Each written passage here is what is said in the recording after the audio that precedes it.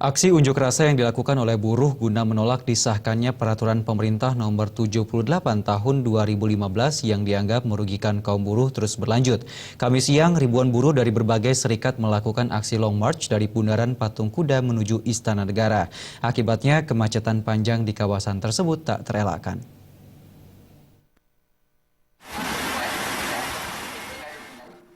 Aksi Long March ribuan buruh dari berbagai serikat pekerja ini berlangsung dari Bundaran Patung Kuda Tamrin menuju Istana Merdeka Jakarta.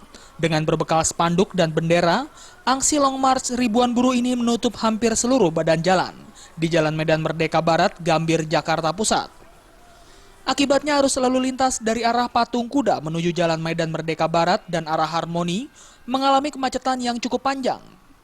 Sejumlah kendaraan roda 4 yang terjebak kemacetan di lokasi pun terpaksa menggunakan jalur khusus bus Transjakarta guna menerobos barisan massa buruh.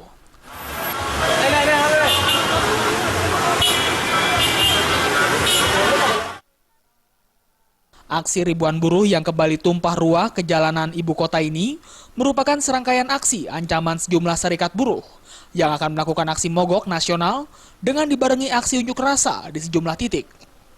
Penolakan terhadap disahkannya peraturan pemerintah nomor 78 tahun 2015 masih menjadi fokus utama aspirasi kaum buruh yang menggelar aksi unjuk rasa di depan gedung Balai Kota DKI Jakarta.